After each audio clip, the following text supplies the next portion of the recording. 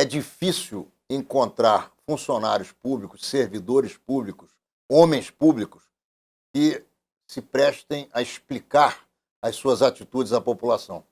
E, a convite nosso, o secretário de Transportes da cidade do Rio de Janeiro, que vem a ser Carlos Roberto Osório, pessoa articulada, inteligente, competente, aceitou a nossa solicitação e está aqui para conversar com você sobre o que acontece no transporte do Rio de Janeiro e, principalmente, o que vem acontecendo com as modificações, que são graves modificações, para o bem.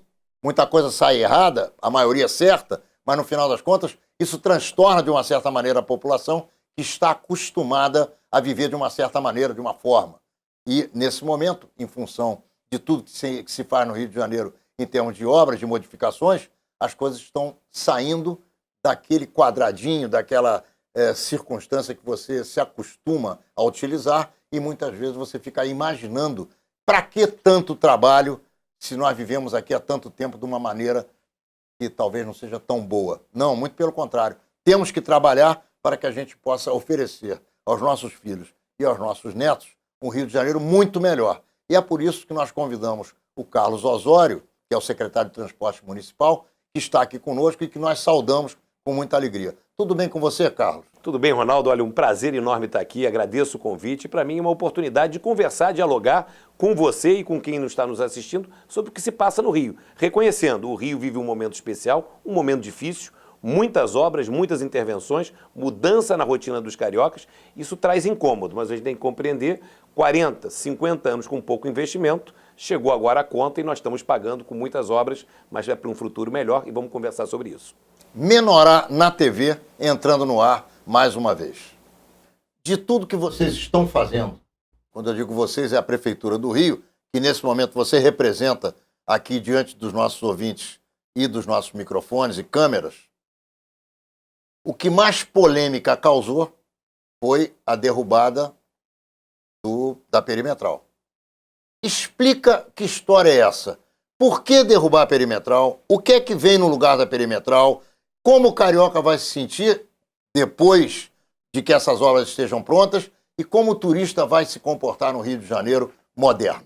Olha só, você tem toda a razão. De todas as intervenções, e são múltiplas pela cidade inteira, a mais impactante, a mais relevante e aquela que gerou o maior transtorno e ainda gera efeitos é a derrubada do elevado da perimetral e também o fechamento do mergulhão da Praça 15. Qual é o motivo dessas duas intervenções? Primeiro, o Rio de Janeiro, Ronaldo, você conhece bem isso, você milita aqui, lutando pela nossa cidade há muito tempo, nós temos um problema de muitos anos, que é o esvaziamento do centro do Rio de Janeiro. O centro do Rio de Janeiro vem sofrendo uma longa e lenta decadência ao longo de muito tempo, e o epicentro dessa decadência é a região portuária, que virou uma terra arrasada, abandonada, enfim, e a partir daí nós tivemos problemas no centro mais expandido da nossa cidade. E para urbanisticamente, economicamente e socialmente, a recuperação do centro ela é vital para o desenvolvimento e o equilíbrio da nossa cidade. Isso se perdeu ao longo dos anos. Durante muitos anos se fala na famosa revitalização da região portuária, que nunca saía do papel por falta de condições de um equilíbrio econômico para desenvolver esse projeto. Foi encontrado o equilíbrio econômico através de uma operação urbana consorciada, que a lei, o Estatuto das Cidades permitiu e abriu essa possibilidade no final dos anos 2000 com a aprovação de uma lei federal. Como é que funciona isso? Uma área de 5 milhões de metros quadrados foi separada para essa operação. É um polígono formado pela Baía da Guanabara de um lado, Francisco Bicalho, Presidente Vargas, terminando na Praça Mauá. Essa região tem 5 milhões de metros quadrados. E essa região é cortada pela perimetral na beira da Baía de Guanabara. A derrubada da perimetral faz parte desse projeto. O projeto ele é autofinanciável, não tem um centavo de recursos públicos. Esse projeto é financiado com a venda de títulos que são colocados a mercado no aumento de potencial construtivo que foi autorizado pela Câmara de Vereadores. Então, de maneira muito objetiva, se você tem um imóvel de 2 andares hoje e você tem gabarito por essa nova lei de levar a 10 andares, para você construir mais 8 andares, você tem que pagar a prefeitura, comprar esses títulos, pagando a prefeitura. E essa valorização imobiliária pelo potencial construtivo a mais que paga todas as reformas do centro da cidade.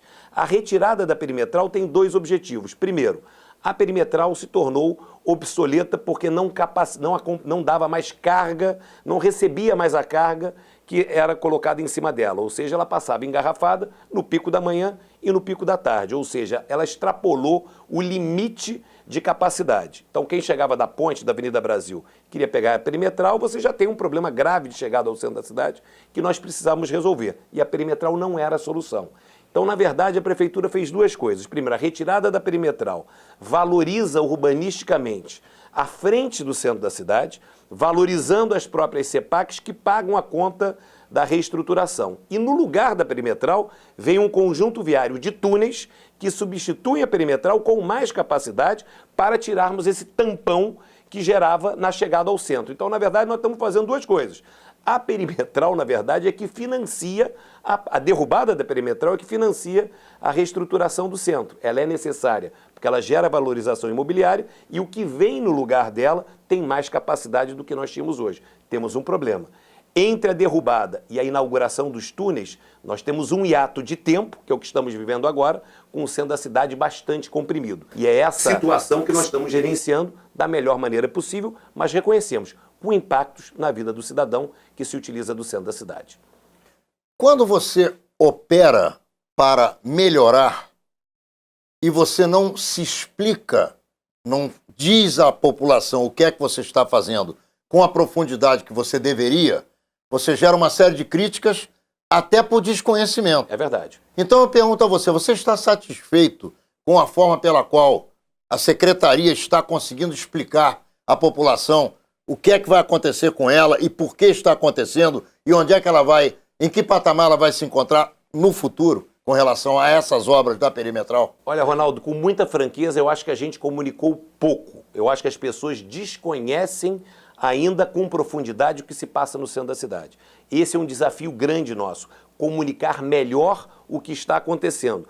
Poucos cariocas sabem que hoje 10 quilômetros de túneis, uma rede de 10 quilômetros de túneis, está sendo perfurada no subsolo do centro da cidade, que é o sistema viário que vai substituir a perimetral e vai substituir o mergulhão da Praça 15 com muito mais capacidade, com mais conforto e gerando uma nova mobilidade no centro.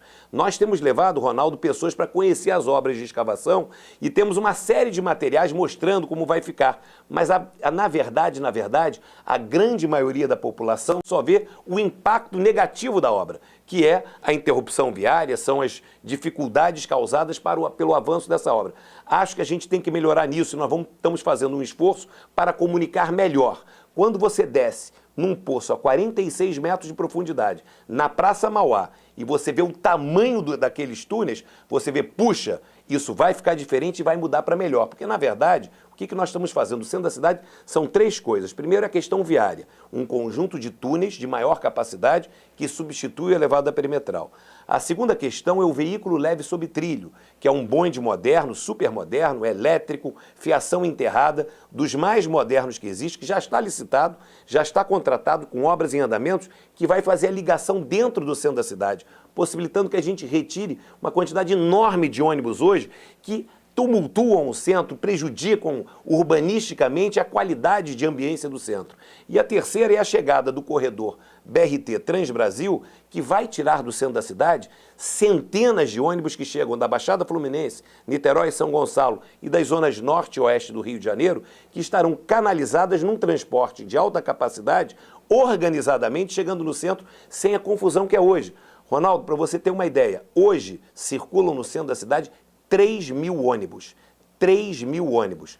Com o VLT, as obras viárias e o BRT, nós vamos reduzir no mínimo 60% dessa quantidade de ônibus. E aí você vai ter um centro da cidade muito mais agradável, moderno e com uma melhor mobilidade. Hoje o centro da cidade, e não é hoje, hein? Já há algum tempo, chegar no centro da cidade... Vem piorando, a cada dia piora. Vem piorando, se nós não fizéssemos nada, esse é um outro dado importante. Vocês vão tirar 1.800 ônibus das ruas, vamos ficar com 1.200 e nós vamos ter, sem dúvida nenhuma, o que a gente chama de respiro da cidade. E alternativa viária. E outra coisa, Ronaldo, que a gente tem que constatar e pontuar. Chegar no centro da cidade é muito ruim há muito tempo e vem piorando progressivamente com a quantidade de acréscimo da frota. Se nós não fizéssemos nada, o centro da cidade iria entrar em colapso. Agora, eu volto a insistir com isso. O que me chama a atenção é que as pessoas não sabem por que sim, por que não, por que fazer assado ou por que fazer assim. E isso é muito ruim, porque o administrador fica com a sensação de que está se matando para fazer o trabalho que ele tem que fazer, que às vezes o cidadão não tem a menor noção de por que se chegou a essa situação, a essas conclusões, e no final das contas ele não é nem sequer questionado, que as pessoas já vão logo para o protesto. Eu quero só saber de você o seguinte. O outro problema grave que as pessoas caem de cacete em cima é a questão do aumento das tarifas e a questão dos ônibus. Como é que vocês têm lidado com essa questão? Porque quem assiste, muitas vezes, vê a melhoria da frota, vê que tem ônibus com ar-condicionado, vê que tem uma série de coisas acontecendo que as pessoas que protestam não falam. Então, aquele que fica em casa, que é o grande número de cidadania, de cidadãos, ele vai pelo protesto. O pessoal está reclamando, isso aí deve estar ruim mesmo. E o poder público não se manifesta, carimba o protesto, carimba o objetivo do protesto. Na minha opinião, como é que você vê isso? Olha, Ronaldo, primeiro a gente tem que fazer uma constatação. O sistema de ônibus do Rio de Janeiro não é aquele que a gente deseja. Não está no padrão que requer uma cidade do porte do Rio de Janeiro. Aí a gente tem que olhar para trás porque chegamos aonde estamos hoje. Primeiro, o sistema de ônibus nosso foi formado a partir dos anos 60 das lotações. O governo Carlos Lacerda, o sistema de bondes entrou num decréscimo, se organizou as lotações e a partir daí esse sistema cresceu de maneira completamente desregulamentada e anárquica, sem um contrato sequer com o poder público, sem direitos e obrigações, com uma competição predatória entre linhas e uma quantidade muito grande de ônibus em locais que não precisam e quantidade menor de ônibus em locais onde a população precisa. Então isso se gerou um sistema anárquico, difícil, complexo, complicado, com uma série de ramificações políticas, enfim, uma dificuldade, um tema muito complexo e espinhoso. O prefeito Eduardo Paes, na sua primeira administração, conseguiu fazer o que em 30 anos ou 40 anos ninguém conseguiu, foi licitar o sistema. Uma licitação difícil e complicada. Explica o que é isso, Osório. Isso é o seguinte, nós tínhamos, até então, até essa licitação, os ônibus circulavam no Rio de Janeiro sem um papel, sem um contrato, sem uma obrigação.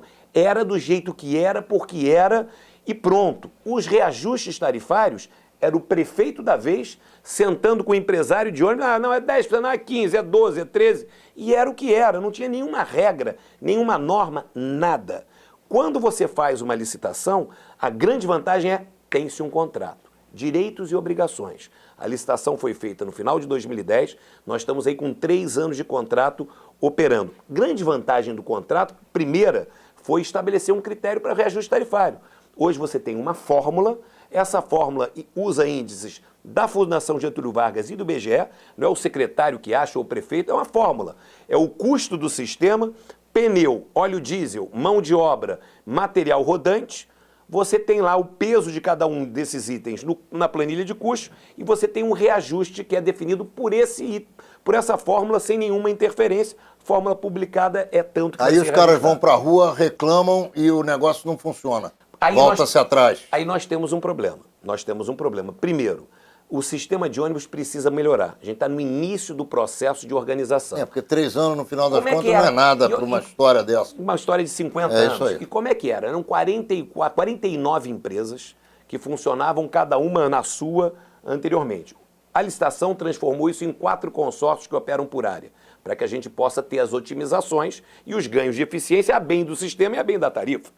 No Rio de Janeiro, nós não tínhamos bilhete único. A licitação previu e permitiu que nós implantássemos o bilhete único. O que é o bilhete único? O sujeito pode pegar o segundo ônibus de graça se ele viaja num período de 2 horas e agora nós aumentamos para 2 horas e meia. Isso tem custo. E esse custo é absorvido pelo sistema e é absorvido pela tarifa. Então, o Rio de Janeiro está iniciando esse processo de reestruturação. Tem um monte de coisa para fazer ainda. A redução da tarifa, na nossa visão, ela foi ruim para o sistema. Temos que falar com franqueza. A tarifa do Rio de Janeiro, ela é uma tarifa comparada com uma cidade grande como São Paulo, mais baixa. A nossa tarifa era R$ 2,75, São Paulo tinha uma tarifa de 3, tá certo? A tarifa do Rio de Janeiro de R$ 2,75 com 0 de subsídio. A São Paulo dava R$ 1.200 bi por ano de subsídio, tá certo? Ou seja, nós tínhamos uma tarifa mais baixa que de São Paulo, sem subsídio nenhum. São Paulo tinha uma tarifa mais alta com subsídio. Nós não queremos subsidiar o sistema. Quando nós tivemos que recuar, e o prefeito definiu pela redução do preço das passagens, o natural seria o governo entra com a diferença subsídio. Nós resistimos a fazer isso, não fizemos, seguramos o sistema, foi ruim, houve uma perda de investimento. Ronaldo, você conhece, você é empresário. Você não tem dinheiro, você vai investir como? A primeira coisa que o empresário fez, não trocou um ônibus e perdeu qualidade de serviço. Sem dúvida. Não tem como não ser assim. Por isso nós decidimos reajustar agora. Porque se não reajustássemos, ou a gente ia sucatear o sistema inteiro, ou íamos ter que dar subsídio. Por isso o prefeito foi corajoso, o Rio de Janeiro foi a única capital brasileira que reajustou o preço para R$ 3,00. Ou seja, 25 meses sem reajuste, com aumento de tudo, o sistema sofreu e agora, com o sistema reequilibrado, nós, poder concedente, vamos entrar com tudo para garantir a maior qualidade do serviço. E a primeira decisão, todos os ônibus do Rio com ar-condicionado até 2016. No Rio de Janeiro, com a decisão nossa, nenhum ônibus novo entra em circulação que não tenha ar-condicionado. Aí é um trabalho de construção. Valeu. Esse é Carlos Roberto Osório, o secretário de Transportes do município do Rio de Janeiro.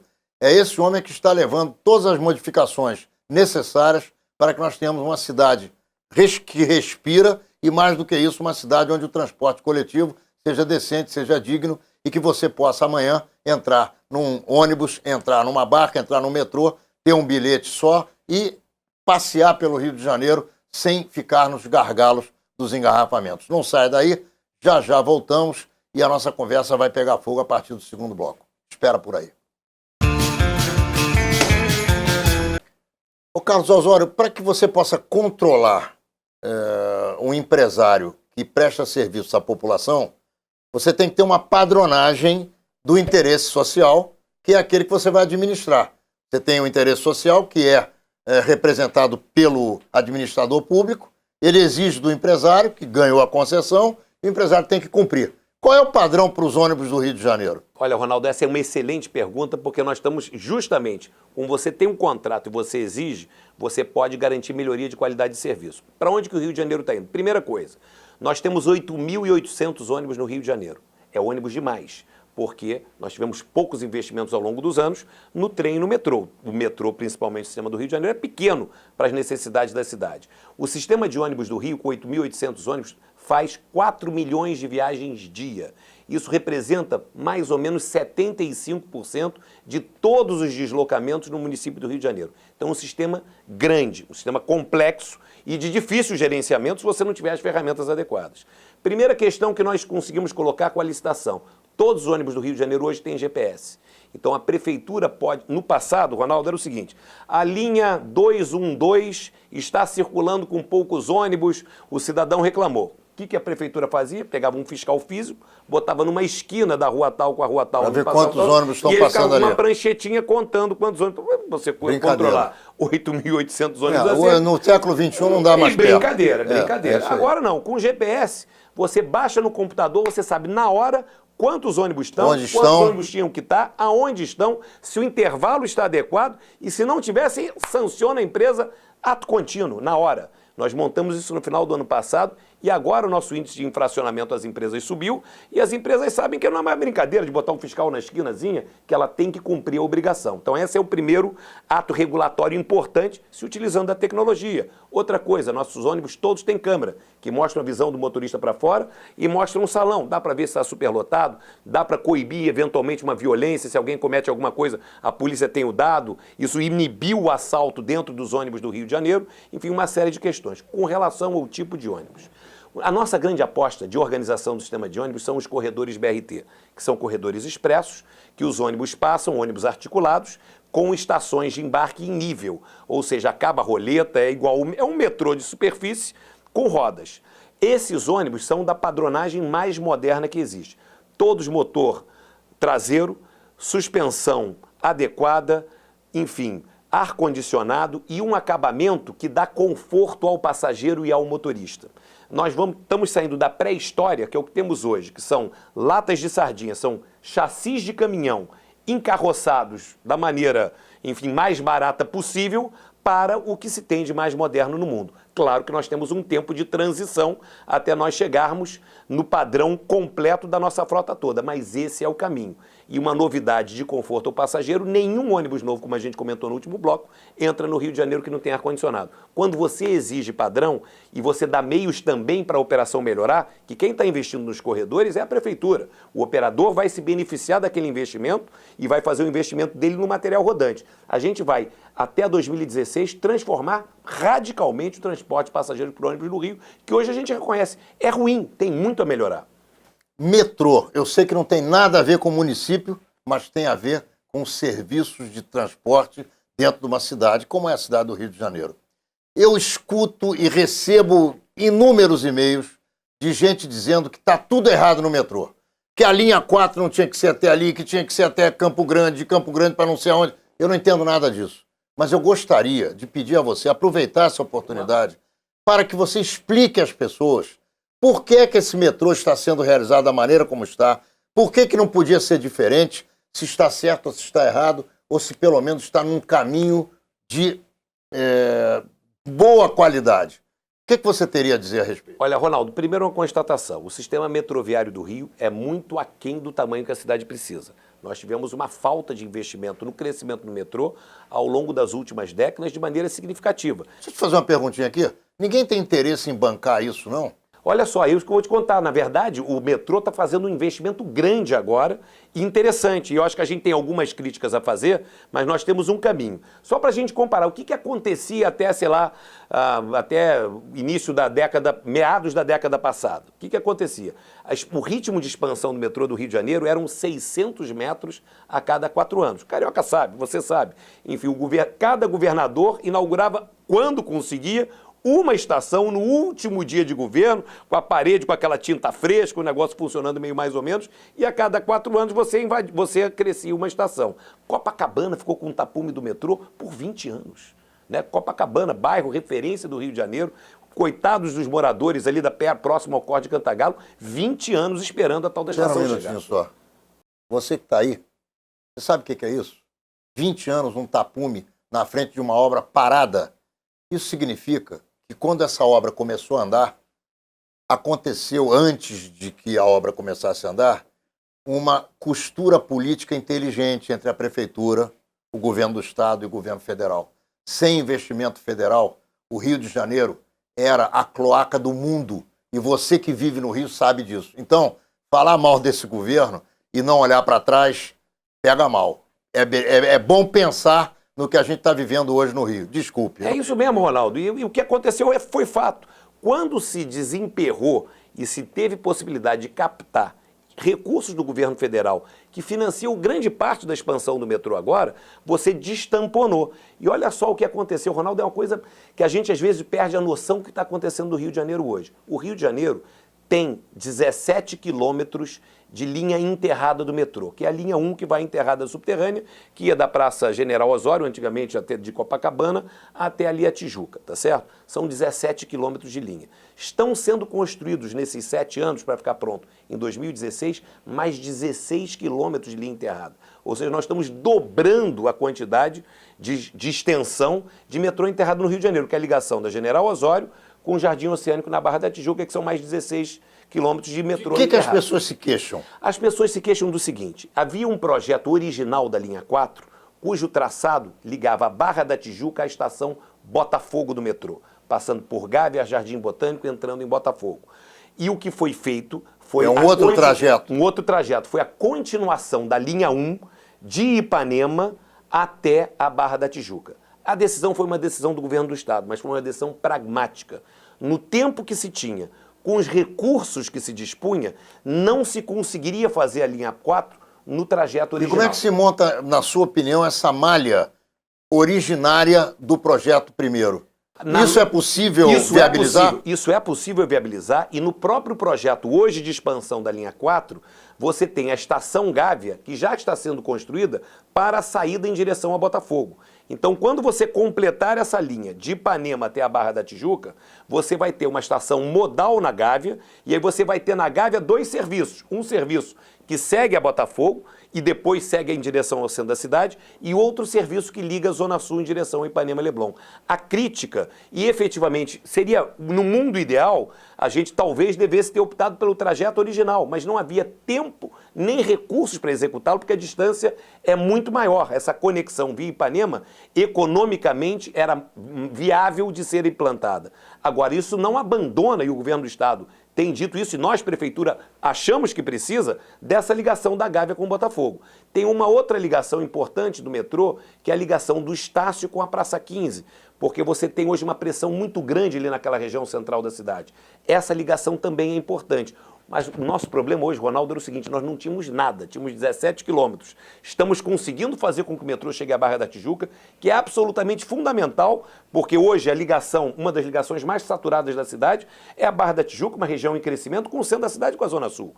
Com a chegada do metrô à Barra da Tijuca, vai ter um impacto fundamental no trânsito da Barra, na Zona Sul e na conexão com o centro da cidade. Isso está viabilizado. Para quem não tinha nada, fazer 16 quilômetros em 7 anos é uma tarefa hercúlea. E depois vamos seguir avançando. E vamos ter que construir essa conexão da Gávea com o Botafogo e também a conexão no centro da cidade. E depois, se possível, crescer em direção à Zona Norte, que também é uma necessidade do Rio de Janeiro. Qual é a sua sensação a respeito do sistema municipal de trens? Olha, municipal e, obviamente, na melhor das hipóteses, dentro do nosso estado. Como é que você vê essa questão dos trens? olha só, a questão dos trens, nós falando com franqueza, o nosso sistema de trens ainda é muito ruim. Foi muito pior, mas ainda precisa melhorar. O sistema de trens é um sistema também do governo do estado, que atende o Rio de Janeiro e a região metropolitana, principalmente a Baixada Fluminense. E aí eu tenho números que são estarrecedores, porque, Ronaldo, o que aconteceu no Rio de Janeiro?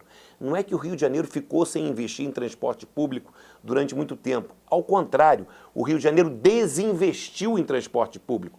Porque até no final dos anos 50, início dos anos 60, nós tínhamos uma rede de transporte públicos por trens, por trilhos, que eram o bonde, e era a rede de trens suburbanos que carregava muito mais gente do que carrega hoje. Números estarrecedores, Ronaldo. No final da década de 1980, a rede de trens, que hoje é Supervia, transportava 1.100.000 passageiros dia. Nós chegamos no início da década dos anos 2000 transportando 150.000 passageiros dia. Ou seja, o sistema implodiu. 15% do 15% total que já transportou. há anos atrás. Anos atrás, quer dizer, foi um sucateamento total do sistema. Esse sistema foi privatizado pelo governo do estado. Hoje está transportando 600.000 passageiros dia. Vai chegar lá rapidamente. Vai chegar lá daqui a pouco.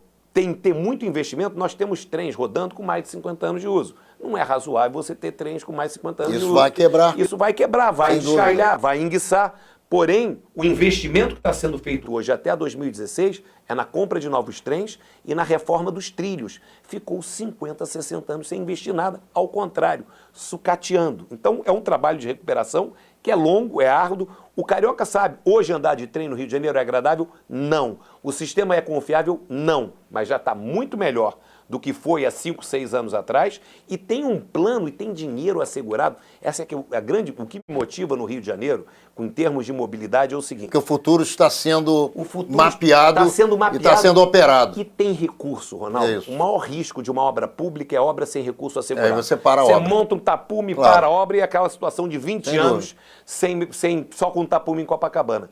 Tudo que está sendo feito no Rio de Janeiro hoje de mobilidade tem contrato, recurso e prazo. Isso, para nós, é uma revolução. Agora, estamos sofrendo nesse interregno, enfim, os impactos dessas obras todas em andamento. E, na verdade, quem acaba sofrendo somos nós, cariocas, e eu, como secretário de transporte, que tenho que administrar crescimento vertiginoso da frota, com 108 frentes de obras na cidade simultâneas, gerando algum impedimento viário. Táxis. Eu quero que você me responda rapidamente o que eu vou te perguntar, porque nós estamos encerrando o segundo bloco, e no terceiro nós vamos continuar falando, mas eu quero encerrar esse bloco com a questão dos táxis. Pontos em aeroporto, em rodoviárias e passageiros mal atendidos porque o taxista não quer levar. Baixa o vidro, para onde é que o senhor vai? Como é que funciona o controle disso? Olha só, a origem dessa situação hoje que nós temos no sistema de táxi é muito simples. nós tínhamos uma regra, o regramento, o código disciplinar, que é a Constituição do Sistema de Táxis.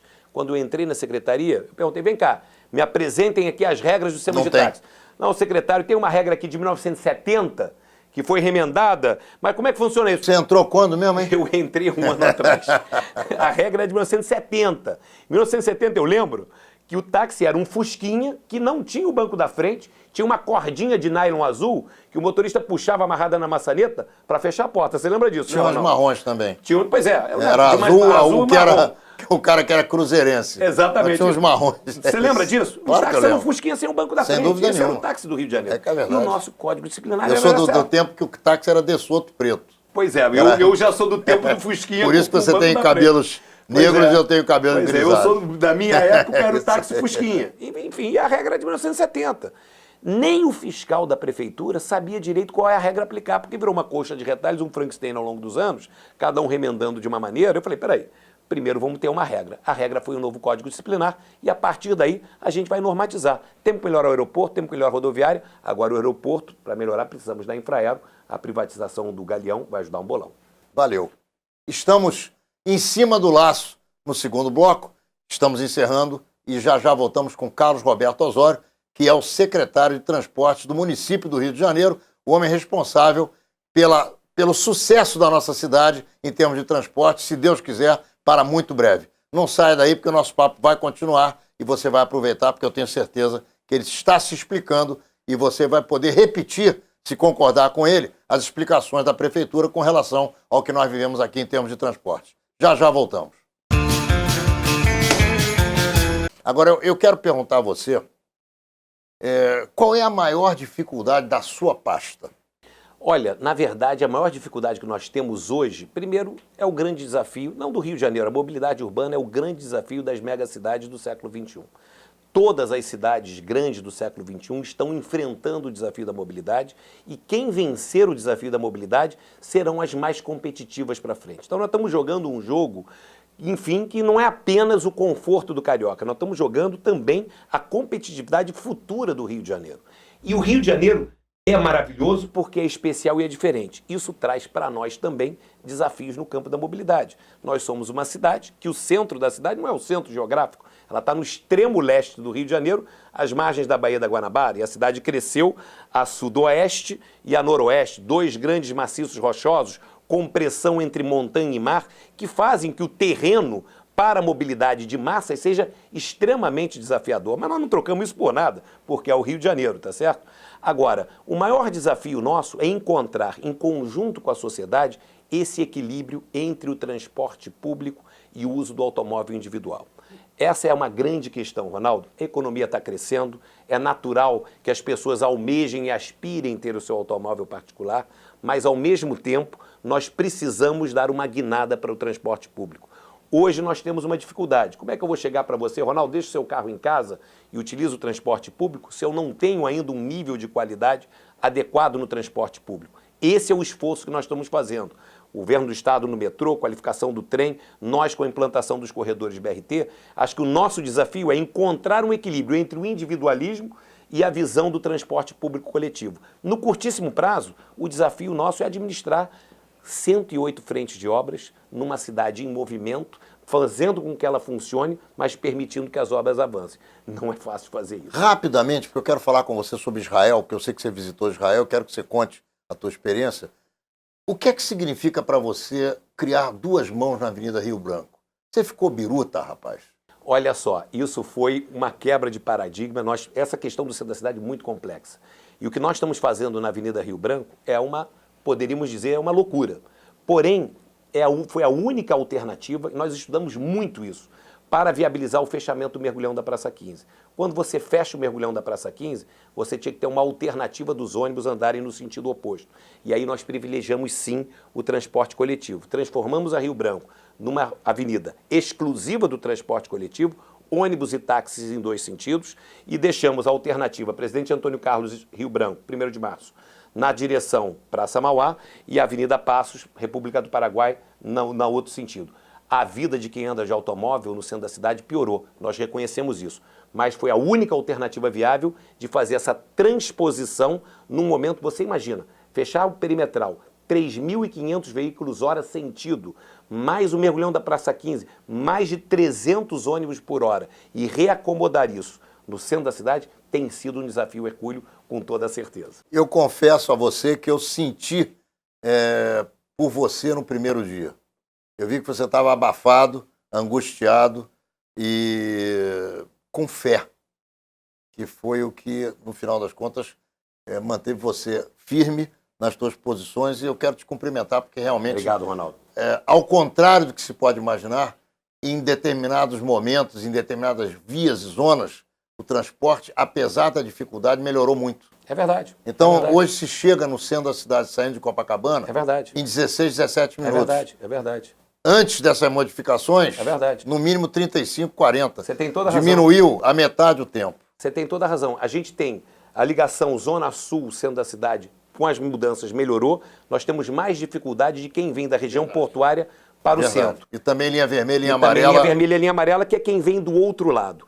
O que a gente está Vocês estão estudando alguma mexida? A gente acha que a gente não atingiu um ponto de equilíbrio ainda. Tá certo. A gente pode equilibrar melhor a situação e estamos fazendo agora o ajuste fino. Agora, muito importante, a gente continuar contando com a utilização crescente do transporte público. Foi isso que viabilizou a operação, a colaboração do Carioca. E você tem os números. Ronaldo, na primeira semana de fechamento do mergulhão da Praça 15, o metrô, durante 3 dias seguidos, bateu o recorde de número de usuários, chegando a 890 mil usuários, por conta de pessoas que deixaram o automóvel pegando o metrô. Israel. Olha, adorei Israel. Decidi, isso era um sonho que eu tinha. Sempre quis visitar Israel, conhecer Israel. Estudei muito da história de Israel, de Jerusalém. E decidi ir com meus filhos a Israel. Fiz uma viagem, pai e 2 filhos. Você tem 2 filhos adolescentes. 2 né? filhos adolescentes, um filho, Carlos, de 18, e Maria, de 16. Fomos nós 3 para Israel. Passamos 10 dias em Israel e eu adorei. Fiquei impressionado com o país, com o calor da população. Me senti muito bem, Ronaldo, me senti muito bem. E uma coisa impressionante, eu acho que vale a pena para qualquer um a visita a Israel. Visitei os locais sagrados cristãos, os lugares sagrados judaicos, também a parte muçulmana, mas você chega em Israel, você é embebido por história. Você tem 3.000 anos de história que o mundo inteiro passou por aquelas terras. Você, desde Nabucodonosor, enfim, e o pilar da civilização judaico-cristã está lá. Então, reviver essas histórias, conhecer os locais sagrados, me impressionou muito. Agora, o que eu mais gostei foi das pessoas. Um comprometimento, uma cidadania, o amor à terra, o amor ao país. Acho que isso nos ensina muito. E a maneira de visão de esperança no futuro. Temos desafios lá? Claro que temos, mas temos um ambiente extraordinário que foi criado e uma população, uma gente muito carinhosa, muito carinhosa. Eu me senti em casa. É gente de todas as partes, vivendo de maneira harmônica. Claro que temos os desafios, o Israel sabe disso, temos uma questão maior a resolver naquela região do mundo, que não é uma questão simples de ser resolvida. Não, ao contrário, é muito complexa, muito difícil, extremamente difícil. Mas olha, eu saí de lá animado, saí de lá feliz, fiz uma viagem boa, fui à Jordânia também, visitei as terras palestinas, fui a Belém, enfim, tive uma boa sensação da região e é uma viagem inesquecível. E para mim foi uma lição de vida, para mim e para os meus filhos. Eu costumo dizer que Israel é só vendo, pisando naquele chão, para compreender a complexidade e a grandiosidade, não só do Estado judeu, mas também do mundo árabe, do mundo palestino, as forças que se contrapõem, a política como é levada. Se você pegar um palestino e comparar com o judeu e compará-lo com outro árabe, você vai ver que ele é muito mais próximo do judeu do que do outro árabe. O palestino, e um dia eles vão compreender isso, se não houvesse Israel não haveria esse povo palestino, porque ele foi criado a partir dos anos 60. Mas isso é uma história para uma outra oportunidade e eu espero que você volte aqui. Eu quero te oferecer, primeiro te agradecer e dizer a você que eu fico muito feliz de poder bater esse papo com você. Eu quero que você saiba que aqui você tem uma tribuna.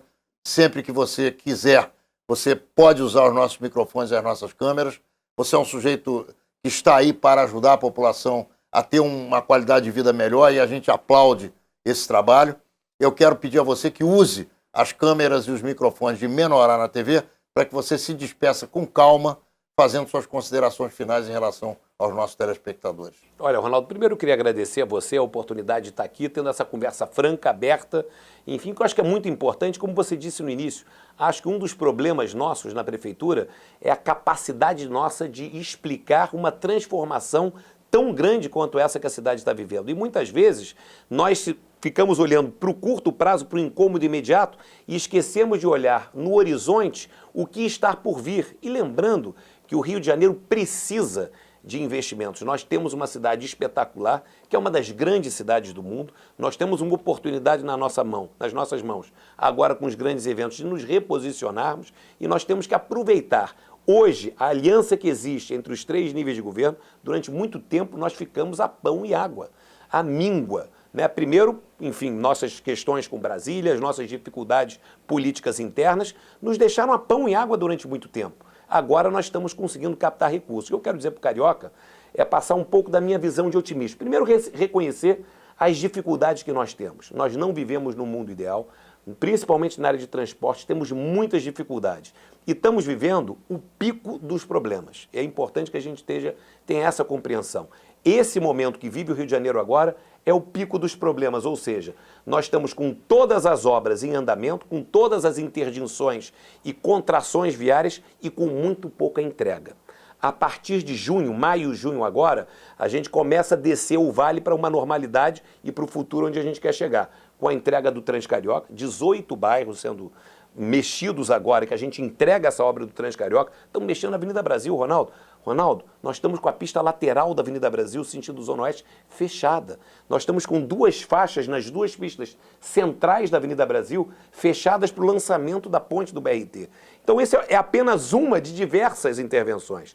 A gente começa a caminhar para um distensionamento agora nesse segundo semestre. Então, o que eu queria dizer para o Carioca é, eu tenho confiança por 2 motivos. Nós temos um plano que está em movimento. E nós temos os recursos assegurados para a execução desse plano. O maior medo que eu teria era que nós estávamos com essas 108 frentes de obras sem a garantia que poderíamos concluí-las. E nós temos uma outra coisa que é novidade no Brasil, prazo para entregar. Nós temos o prazo que é 2016, por isso que, infelizmente, se a gente tivesse mais tempo, a gente poderia manobrar melhor essas obras no nosso calendário. Com um calendário mais apertado, nós temos com muita coisa ao mesmo tempo. Agora, o distensionamento começa em maio, junho. Segundo semestre, temos um túnel do binário no centro da cidade, o primeiro túnel do conjunto sendo entregue, e aí a gente começa a respirar um pouco mais. Infelizmente, caiu na minha mão, enfim, eu como secretário de transporte, talvez dirigir ou gerenciar... Mas por que infelizmente? É felizmente? Felizmente, sim, claro, felizmente. Infelizmente pela dureza do negócio, não, mas estamos aqui para isso. O homem só cresce na adversidade. Não tenha dúvida. E, olha... É o momento de maior dificuldade que a gente vive agora. É o pior momento dessa nossa caminhada. A partir de maio, junho, começa a melhorar. Menorá na TV, entrando no ar mais uma vez, na quarta-feira que vem, às 10 horas da noite, pelo canal 26 da NET, e em todos os dias em que nós repetimos o nosso programa e que você já está acostumado a nos assistir, conferindo aqui embaixo da telinha a nossa grade. Nos vemos lá.